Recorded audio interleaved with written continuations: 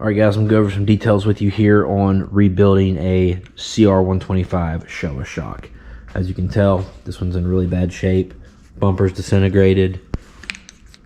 Look at the mud down in there around the seal head. So basically all I've done so far, if you don't know how to get the spring off, you simply loosen up the nuts here, take all the tension off the spring, and then you'll be able to tap down. You'll be able to tap down on this and slide this out of here like that, and the spring will lift up off the shock. Next, you can take a little punch and knock the cap, the seal head cap, off. Then the first thing you're going to do is take a valve core remover and let the air out of the bladder, remove the valve core. And I take a socket, or stop dropping stuff. I take a socket, put it on the bladder cap, hit it with a hammer, and you will knock the bladder cap down. After that, you can, if you want, go ahead, and this circlip is like rusted into place, so it might take me some work to get it out. Okay, normally when I have two hands I can cover that, keep it from popping across the room. So next we've got the nitrogen out, so now we can push down on the seal head.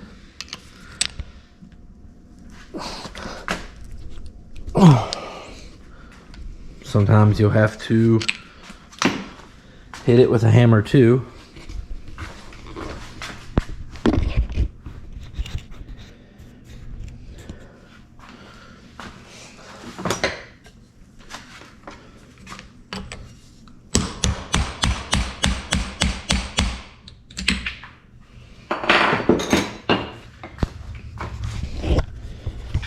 Alright guys, I pushed that seal head down, and you can see there's a circlip in there just like the one we took out of the bladder cap, and I'm going to dig it out with a screwdriver now.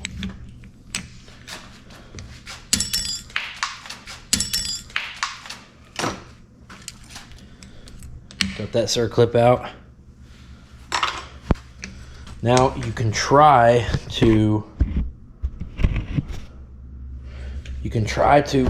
wiggle the shaft out this way. Sometimes it'll come out, sometimes it'll be stuck, and you'll have to flip the shock around and almost hammer it out. This time it feels like it's going to come out, but it can be a little messy. So you want to wiggle slowly and pull up.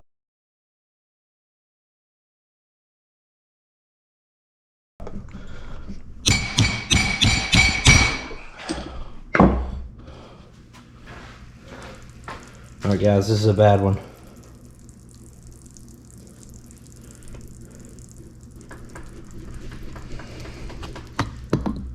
Oh.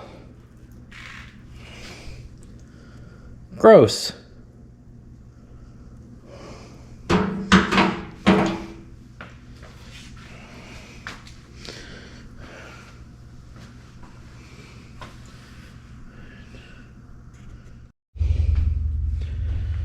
Alright guys, now that we have the shaft out, we can go ahead and try to work our bladder cap out, but you want to make sure, if you have to grab onto the Schrader valve assembly itself, that you put the metal cap back on before you go grabbing and twisting.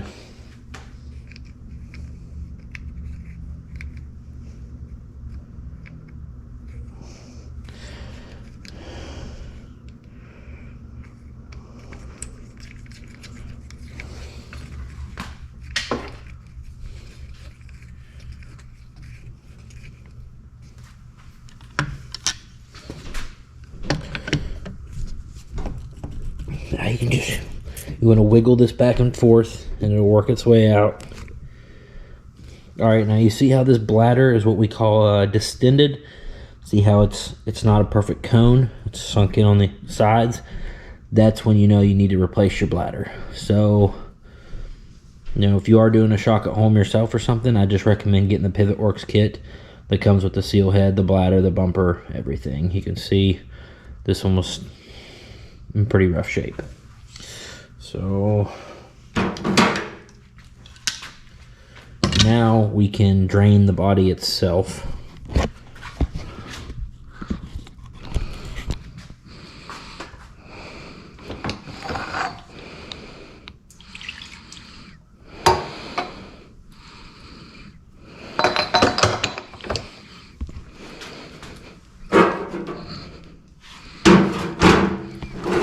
I've got the shaft assembly and stuff here. I'm just going to go ahead and kind of spray the heavy stuff off of it.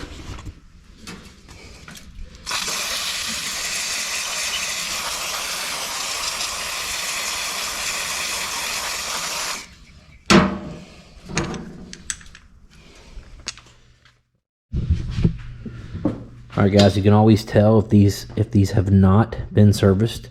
They won't have any scratching or you know, like dremeling marks on them, grinding marks on them. So you'll have to get a stone and grind at 45 degrees right here until you take enough peening off the top of the shaft so that the nut will release.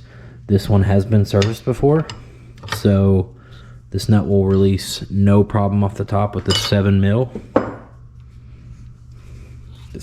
mil, sorry. Now, what I like to do from here is get a zip tie and put the zip tie down in there and then release the valving. Okay, put this here. I'll bring the valve body up and then I can zip tie it together so we make sure we don't mess up any shims. Next coming off will be the seal head, which is what holds the oil in, which is what we're replacing. Next will be the cap, just needs some good cleaning. The old bumper and the old bumper stop, which also needs some good cleaning. Now would be a good time to mention to make sure you have backed this all the way out to soft.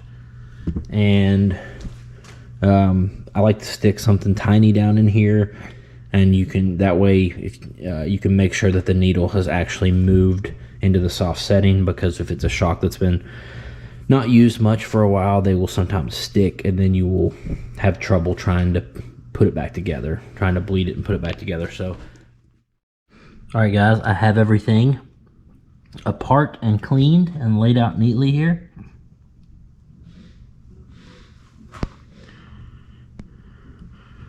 So now I can open up my new PivotWorks kit and start doing my reassembly.